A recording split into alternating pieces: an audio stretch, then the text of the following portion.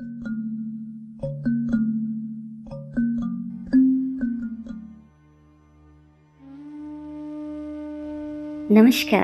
आदाब, सत श्री अकाल। हिंदी लेखक परिवार के YouTube मंच पर आपका हार्दिक स्वागत है।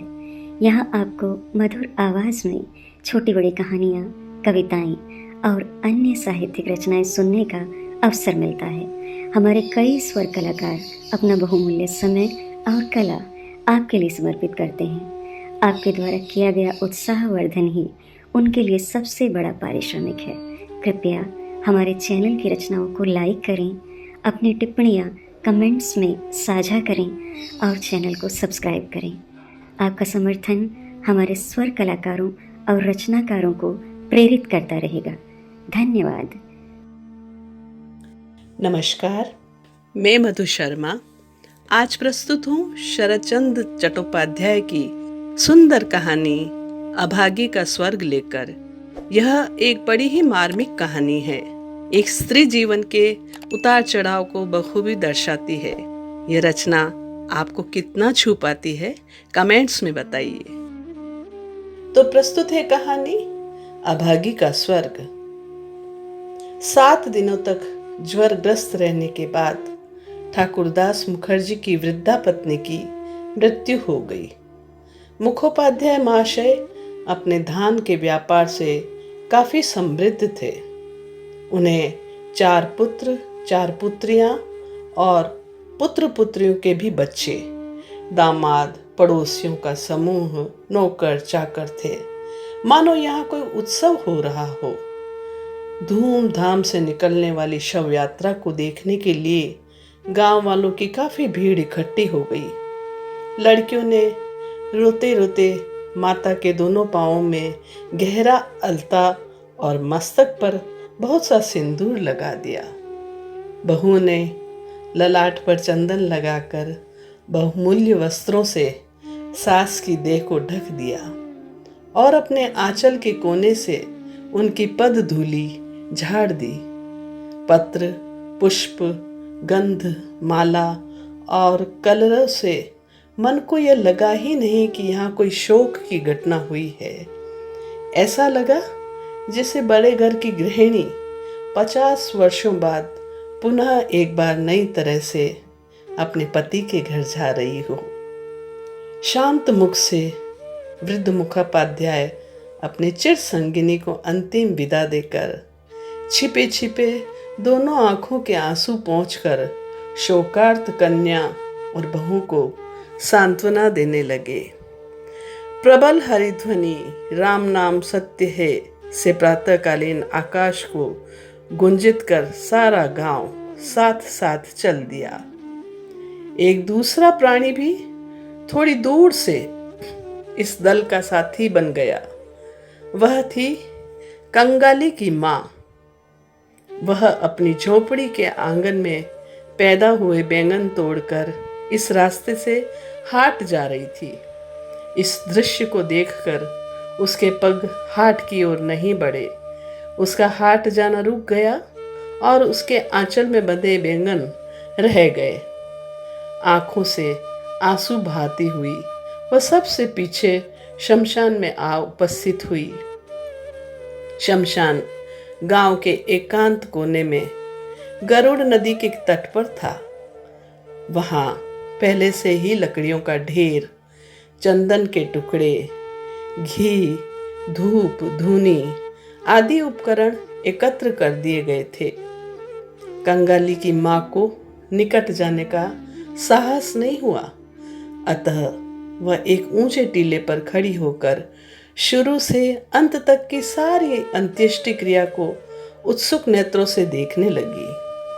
चौड़ी और बड़ी चिता पर जब शव रखा गया, उस समय शव के दोनों रंगे हुए पांव देखकर उसके दोनों नेत्र शीतल हो गए।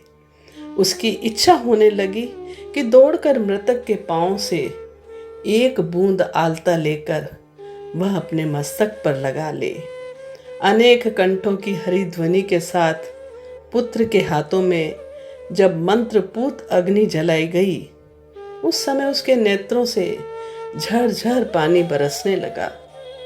वह मन ही मन बारंबार कहने लगी, सौभाग्यवती माँ, तुम स्वर्ग जा रही हो, मुझे भी आशीर्वाद देती जाओ कि मैं भी इसी तरह कंगाली के हाथों अग्नि प्राप्त करूं। लड़के के हाथ की अग्नि यह कोई साधारण बात नहीं। पति, पुत्र, कन्या, नाती, नातिन, दास, दासी, परिजन, संपूर्ण गृहस्थी को उज्जवल करते हुए यह स्वर्गारोहण देखकर उसकी छाती फूलने लगी, जैसे इस सौभाग्य की वह फिर गणना ही नहीं कर सकी। सद्य प्रज्वलित चिता का अजस्र धुआं नीले रंग की छाया फेंकता हुआ घूम घूम कर आकाश में उठ रहा था। कंगाली की मां को उसके बीच एक छोटे से रथ की आकृति जैसे स्पष्ट दिखाई दे गई। उस रथ के चारों ओर कितने ही चित्र अंकित थे। उसके शिखर पर बहुत से लता पत्र जड़े हुए थे। भीतर जैसे कोई बैठा था। उसका मुंह पहचान में नहीं आता, परंतु उसकी मांग में सिंदूर की रेखा थी और दोनों पद तल आलता से रंगे हुए थे। ऊपर देखती हुई कंगाली की माँ दोनों आंखों से आंसुओं की धारा बहा रही थी। इसी बीच एक 15-16 वर्ष की उम्र के बालक ने उसके आंचल को खींचते हुए कहा, तू यहाँ आकर खड़ी है माँ, भात नहीं रांधेगी? चौंकते हुए पीछे मुड़कर माँ ने कहा, रांधूंगी रे। अचानक ऊपर की ओर उंगली उठाकर व्यग्र स्वर में कहा, देख देख बेटा, ब्राह्मणी माँ उस रथ पर चढ़कर स्वर्ग जा रही है। लड़के ने आश्चर्य से मुंह उठाकर कहा, कहाँ? फिर क्षण भर निरीक्षण करने के बाद बोला, तो पागल हुई हो माँ, वह तो धुआं है। फिर गुस्सा होकर बोला, दोपहर का समय हो गया, मुझे भूख नहीं लगती है क्या? पर माँ की आंखों में आंसू देखकर बोला, ब्राह्मणों की बहू मर गई है तो तू क्यों रो रही है माँ? कंगाली की माँ को अब होश आया। दूसरे के लिए शमशान में खड़े होकर इस प्रकार आंसू बहाने पर वह मन ही मन लज्जित हो उठी। यही नहीं, बालक के अकल्याण की आशंका से तुरंत ही आंखें पोंछकर तनिक सावधान संयत होकर बोली, रोंगी किसके लिए रे? आंखों में धुआं लग गया, यही तो। हाँ, धुआं तो लग ही गया था, तू रो रही थी। माँ ने प्रतिवाद नहीं किया और लड़के का हाथ पकड़कर घाट पर पहुंची। स्वयं भी स्नान किया और कंगाली को भी स्नान कराकर लौट आई। शमशान पर होने वाले संस्कार के अंतिम भाग को देखना उसके भाग्य में नहीं बदा था। संतान के नामकरण के समय माता पिता की मूर्खता पर विधाता अंतरिक्ष में बैठे हुए अधिकतर केवल हंसकर ही संतुष्ट नहीं हो जाते, तीव्र प्रतिवाद भी करते हैं। इसी से उनका संपूर्ण जीवन उनके स्वयं के नामों को ही मरण पर्यंत चिढ़ाता रहता है। कंगाली की माँ के जीवन का इतिहास छोटा सा है, परंतु उस छोटे से कंगाली जीवन ने विधाता के इस परिहास से छुटकारा पा लिया है। उसके जन्म के बाद ही उसकी माँ मर गई। पिता ने क्रुद्ध होकर उसका नाम रखा अभागी। माँ थी ही नहीं। पिता नदी में मछली पकड़ने घूमते रहते थे। वह न दिन देखते न रात। फिर भी न जाने किस प्रकार छोटी सी अभागी एक दिन कंगाली की माँ बनने के लिए बची रही। यह एक आश्चर्य की बात है। जिसके साथ विवाह हुआ उसका नाम था रसिक बाग। कुछ दिन बाद ही वह अभागी को छोड़कर दूसरे गांव में चला गया। अभागी अपने अभाग्य एवं शिशुपुत्र कंगाली को लेकर गांव में ही पड़ी रही। उसका वही कंगाली आज बड़ा होकर 15वें वर्ष में पदार्पण कर रहा है। फिलहाल उसने बैंत का काम करना सीख लिया है। अभागी को आशा होने लगी है कि और 1 वर्ष तक अपने अभाग्य के साथ जूझ लेने पर उसका दुख अतिरिक्त और कोई नहीं जानता। कंगाली ने पोखर से हाथ मुंह धोकर लौट कर देखा, उसके भोजन की थाली के बचे भोजन को माँ एक मिट्टी के पात्र से ढक कर रख रखी है। आश्चर्यचकित होकर उसने पूछा, तुमने नहीं खाया माँ? बहुत देर हो गई है बेटा, अब भूख नहीं रही। लड़के ने विश्वास नहीं किया, बोला, नहीं, भूख क्यों नहीं रही? कहाँ है? देखूं तो तेरी हांडी। इस छलना द्वारा वह बहुत दिनों से कंगाली को धोखा देती आ रही थी। आज उसने हांडी देखकर ही छोड़ी। उसमें केवल एक ही व्यक्ति के भोजन के लिए भात था। तब वह प्रसन्न मुख से माँ की गोद में जा बैठा। इस उम्र के बालक साधारणतः इस प्रकार नहीं करते, परंतु शैशव से अक्सर बीमार रहने के कारण माँ की गोद छोड़कर उसे बाहर के संगी साथियों में हिलमिल जाने का सुयोग नहीं मिला। एक बाह को गले में डालकर मुंह के ऊपर मुख रखकर कंगाली ने चकित स्वर में कहा, माँ, तेरा शरीर तो गर्म है, तू क्यों धूप में खड़ी होकर मुर्दे को जलता हुआ देखने गई? फिर क्यों जाकर नहा आई? मुर्दा जलना क्या? माँ ने झटपट लड़के के मुंह को हाथ से दबाते हुए कहा, छी, मुर्दा जलना नहीं कहते, पाप होता है। सती लक्ष्मी महारानी रथ पर चढ़कर स्वर्ग गई है। बालक ने संदेह करते हुए कहा, तेरे पास एक ही बात है माँ, रथ पर चढ़कर भी कहीं कोई स्वर्ग जाता है? माँ बोली, मैंने तो आंखों से देखा है बेटा। कंगाली ब्राह्मणी माँ रथ के ऊपर बैठी थी। उसके रंगे हुए दोनों पांवों को सबने अपनी आंखों से देखा है रे। सबने देखे हैं? हाँ रे, सभी ने देखे हैं। कंगाली माँ की छाती से चिपक कर बैठा सोचने लगा। माँ का विश्वास करना ही उसकी आदत है। विश्वास करने की ही उसने बचपन से शिक्षा पाई है। वही माँ जब कह रही है कि सबने आंखें गड़ाकर इतनी बात को देखा, तब अविश्वास करने का तो फिर कोई कारण ही नहीं बनता। थोड़ी देर बाद वह धीरे धीरे बोला, तब तो माँ तू भी स्वर्ग जाएगी ना? बिंदी के माँ उस दिन रखाल की बुआ से कह रही थी। कंगाली की माँ के समान सती लक्ष्मी दूलों के मूल्य में कोई नहीं है। कंगाली की माँ चुप रह गई। कंगाली उसी प्रकार धीरे धीरे कहने लगा, पिताजी ने जब तुझे छोड़ दिया तब कितने दुख और कष्ट तुमने सहे, फिर भी एक दिन के लिए पिता पर तेरा क्रोध नहीं देखा माँ। तुझे आशा थी कि कंगाली के बचने पर तेरा दुख दूर हो जाएगा। हाँ माँ, तेरे न बचने पर मैं कहाँ बचता? मैं तो बिना खाए पिए उतने दिनों में कब का मर गया होता। माँ ने लड़के के दोनों हाथों से पकड़कर छाती से चिपटा लिए।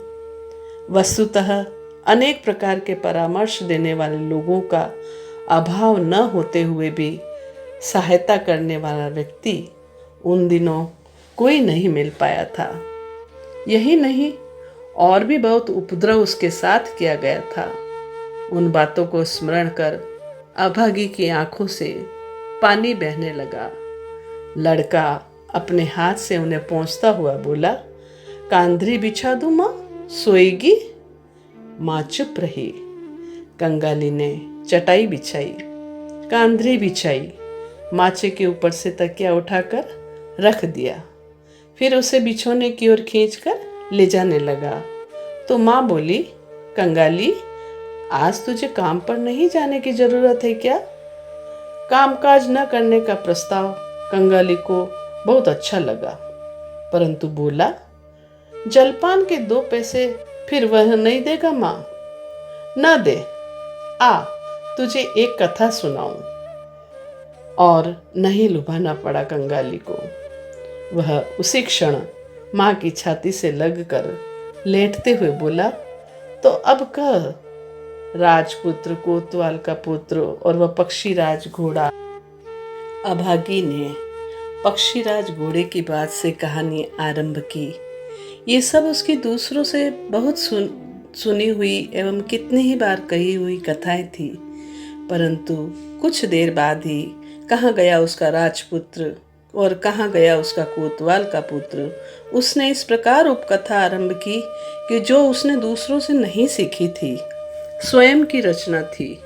उसका स्वर जितना बढ़ने लगा, उष्ण रक्त स्रोत जितने द्रुत वेग से मस्तिष्क में बहने लगा, उतनी ही वजह से नई नई उपकथाओं के इंद्रजाल की रचना करने लगी। उनका विराम नहीं था, विच्छेद नहीं था। कंगाली की छोटी सी देह बार बार रोमांचित होने लगी। भय, विस्मय और पुलक से वह जोर से माँ के गले को पकड़कर उसकी छाती में जैसे समा जाने की कोशिश करने लगा। बाहर दिन ढल चुका था। सूर्य अस्ताचल को चले गए। संध्या की म्लान छाया प्रगाढ़ होती हुई चराचर को व्याप्त कर उठी, परंतु घर के भीतर आज फिर दीपक नहीं जला। गृहस्थी का शेष कर्तव्य पूरा करने के लिए कोई उठा नहीं। निविड़ अंधकार में केवल रुग्ण माता का अबोध गुंजन निस्तब्ध पुत्र के कानों में सुधा वर्षण करता हुआ चलने लगा। वह उसी शमशान और शमशान की कहानी थी। वही रथ, वही दोनों रंगे हुए पांव, वही उसका स्वर्ग जाना। किस प्रकार शोकार्त पति ने अंतिम पद धूलि देकर रोते हुए विदा ली। किस प्रकार हरिध्वनि करते हुए लड़के माता को ढोते हुए ले गए। उसके पश्चात संतान के हाथ की अग्नि, वह अग्नि केवल अग्नि ही नहीं कंगाली, वह तो साक्षात हरि स्वरूप थी। उसका आकाश तक उठा हुआ धुआं धुआं नहीं था बच्चे, वह तो स्वर्ग का रथ था। कंगाली चरण, मेरे बेटे। क्या माँ? तेरे हाथ की अग्नि यदि पा लूं बेटे, तो ब्राह्मणी माँ की भांति मैं भी स्वर्ग जा सकूंगी। कंगाली ने अस्फुट स्वर में केवल यह कहा, जा, ऐसा नहीं कहते। माँ उस बात को शायद सुन भी न सकी।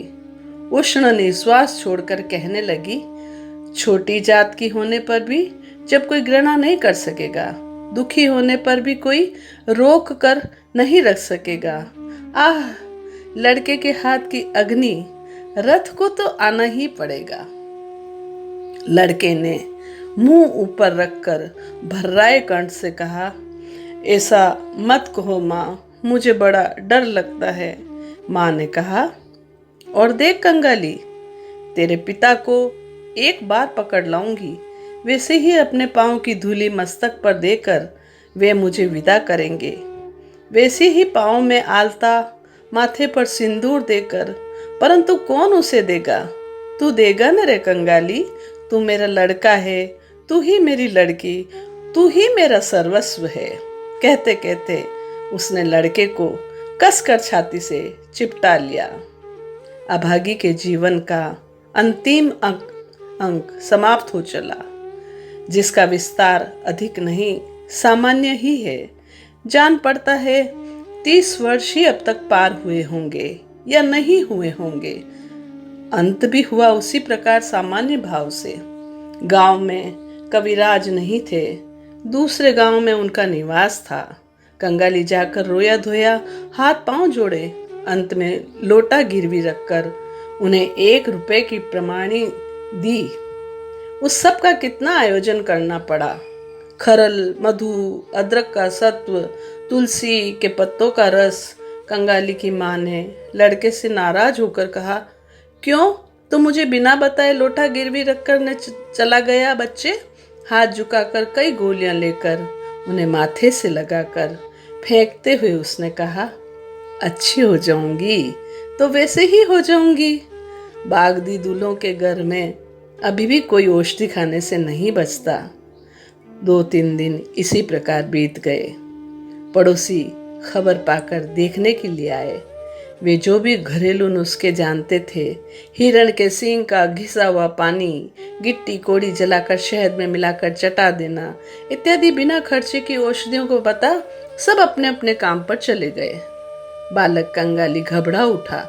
माँ ने उसे गोद में खींचते हुए कहा, कविराज की गोलियों से कुछ नहीं होता बेटे, और उन औषधियों से क्या काम चलेगा, मैं ऐसे ही अच्छी हो जाऊंगी।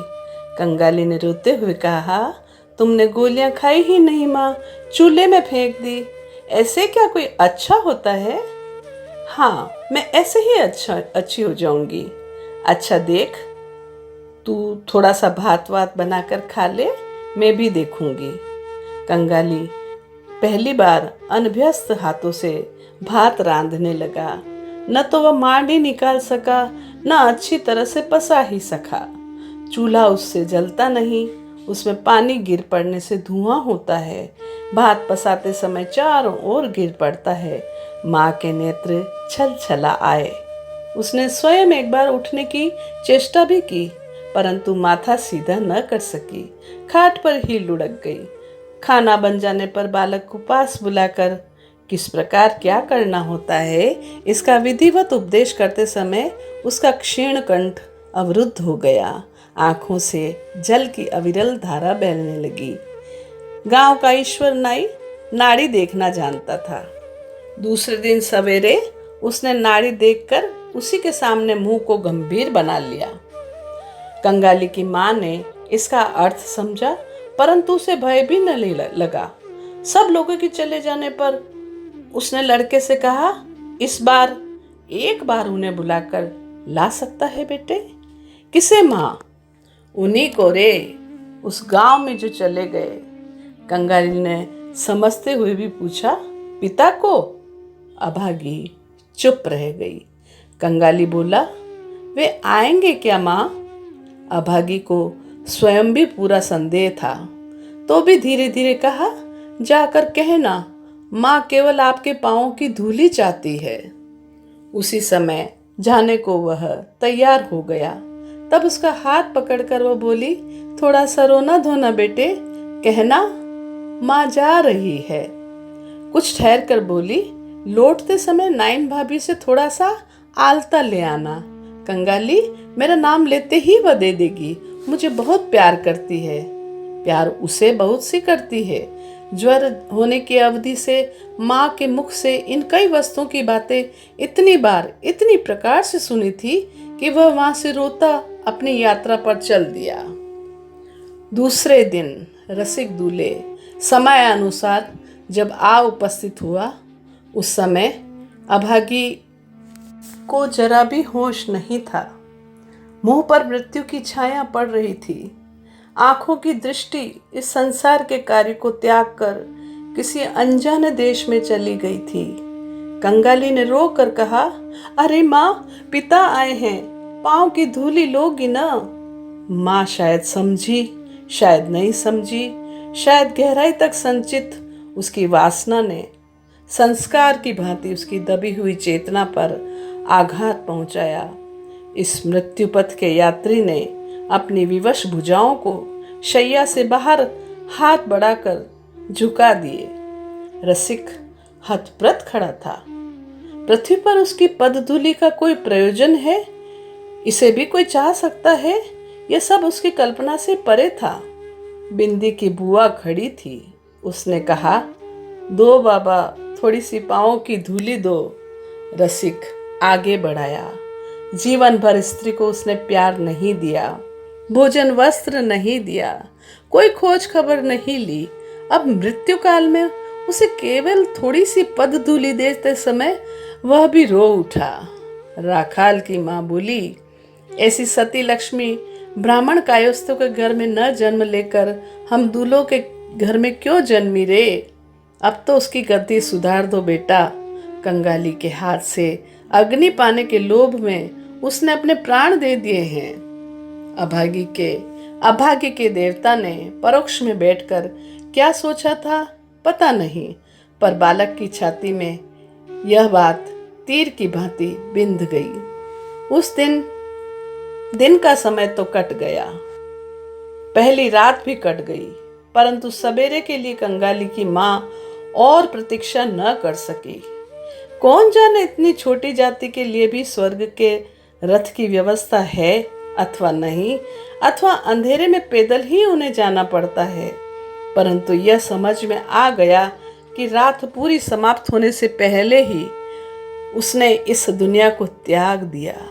झोंपड़ी के आंगन में एक बेल का पेड़ है। कहीं से कुल्हाड़ी लाकर रसिक ने चोट की अथवा नहीं की, परंतु जमींदार का दरबान कहीं से दौड़ा चला आया और उसने गाल पर तड़ाक से एक चांटा कस दिया। फिर कुल्हाड़ी छीनता हुआ बोला, बेटा ये क्या तेरा अपना पेड़ है जो काटने लग गया?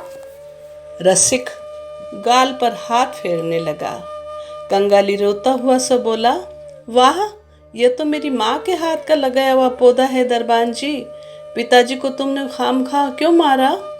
हिंदुस्तानी दरबान तब उसे भी एक गाली देकर मारने चला, परंतु वह अपनी मरी हुई माँ की मृतदेह से स्पर्श किए हुए बैठा था, अतः अशोच के भय से उसके शरीर पर हाथ नहीं मारा।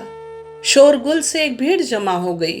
किसी ने इस बात से इनकार नहीं किया कि बिना आज्ञा लिए रसिक का पेड़ काटना ठीक नहीं था।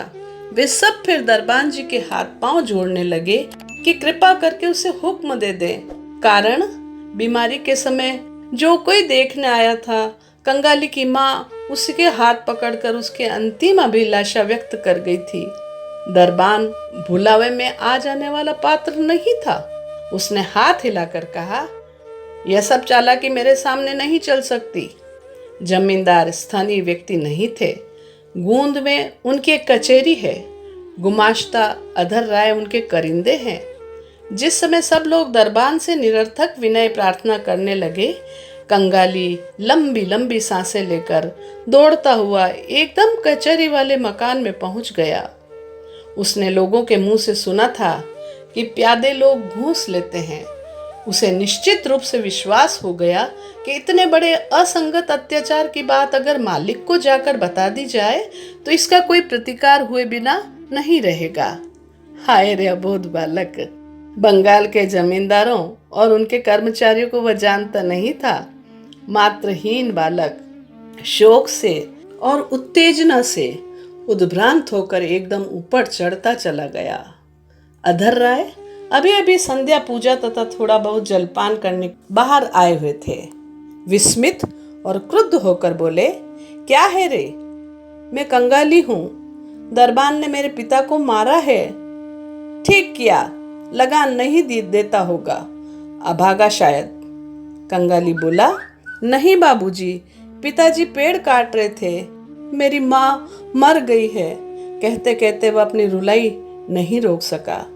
सवेरे सवेरे इस रोने धोने से अधर अत्यंत खींच उठा। लड़का मुर्दा छू कर आया है, क्या पता यहाँ भी कुछ छू छा न दिया हो। धमकाते हुए बोला, माँ मर गई है तो नीचे जाकर खड़ा हो।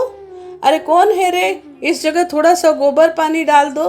किस जाति का है तू? कंगाली ने भयभीत हो आंगन में उतरकर खड़े होकर कहा, हम लोग दूल्हे हैं। अधर ने कहा, दूल्हे? दूल्हे के मुर्दे के लिए लकड़ी का क्या होगा, सुनो तो।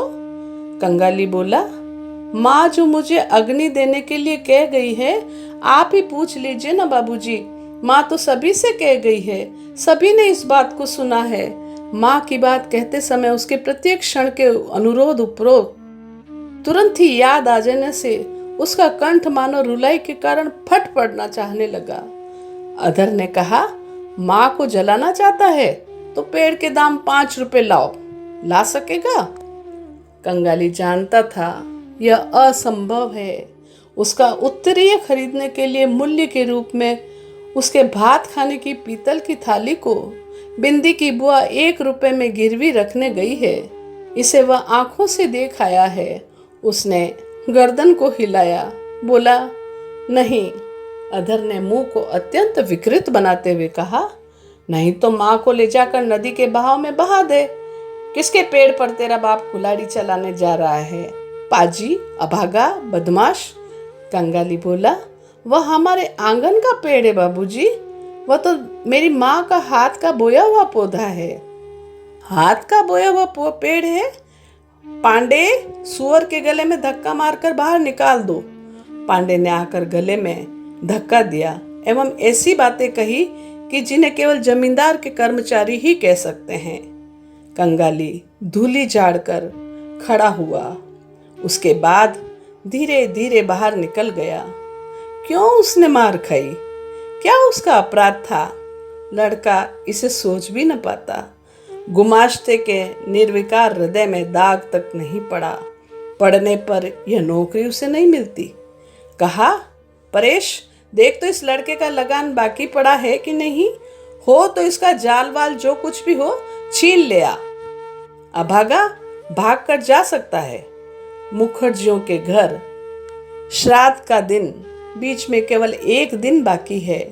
समारोह का आयोजन गृहिणी के उपरांत होने के प्रयुक्त हो जाते हैं। वृद्ध ठाकुरदास स्वयं ही देख रेख करते हुए घूम रहे थे। कंगाली ने आकर उनके सामने खड़े होकर कहा, फिर पंडित जी, मेरी माँ मर गई है। तू कौन है? क्या चाहता है तू? मैं कंगाली हूँ। माँ कह गई है उसे अग्नि देने के लिए, तो दे ना। कचहरी की घटना इस बीच सबके मुंह से प्रचारित हो चुकी थी। एक आदमी ने कहा, शायद इसे पेड़ चाहिए। यह कहकर उसने घटना को प्रकट कर दिया। मुखोपाध्याय ने विस्मित और विरक्त होकर कहा, सुनो इसकी बातें, हमें ही कितनी लकड़ी की जरूरत है। कल के बाद परसों का काम है। जा जा, यहाँ कुछ नहीं होगा, यहाँ कुछ नहीं होगा तेरा। यह कहकर अन्यंत्र चल दिए। भट्टाचार्य महाशय समीप ही बेड पर फर्द बना रहे थे। वे बोले, तेरी जाति में कोई कब जलाया जाता है रे? जा, मुंह में थोड़ी सी आग रखकर नदी की धार में मिट्टी दे देना। मुखोपाध्याय महाशय का बड़ा लड़का व्यस्त भाव से इस ओर से कहीं और जा रहा था। उसने कान खड़े होकर कुछ सुनते हुए कहा, देखते हैं भट्टाचार्य महाशय, ये सब बेटे ब्राह्मण कायस्थ हो जाना चाहते हैं। कहकर काम की जल्दी में और कहीं चला गया। कंगाली ने और प्रार्थना नहीं की। इन 2 घंटों के अनुभव से संसार में वो जैसे एकदम बूढ़ा हो गया था। चुपचाप धीरे धीरे अपनी माँ की मरी हुई देह के पास जा उपस्थित हुआ। नदी की धार के पास गड्ढा खोदकर अभागी को सुला दिया गया। राखाल की माँ ने कंगाली के हाथ में एक पुआल की आंटी जलाकर दे दी। उसी हाथ से माँ के मुख को स्पर्श कर हटवा दिया। तदुपरांत सब ने मिलकर मिट्टी से ढककर कंगाली की माँ के अंतिम चिन्ह तक को विलुप्त कर दिया।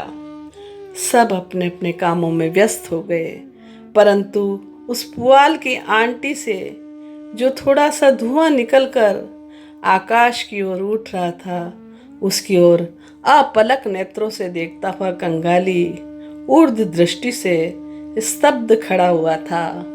उसे लगा जैसे माँ रथ में सवार है और स्वर्ग के रास्ते से स्वर्ग जा रही है। तो यह थी बहुत ही मार्मिक कहानी अभागी का स्वर्ग, जिसके लेखक थे शरद चंद्र चट्टोपाध्याय। उम्मीद करती हूँ कहानी आपको अवश्य पसंद आएगी, और हाँ, अगर पसंद आती है तो अन्य साहित्य प्रेमियों तक इसे अवश्य साझा करें। धन्यवाद। अगर आपको रचना पसंद आती है तो लाइक्स और कमेंट्स ज़रूर करें और शेयर कीजिए।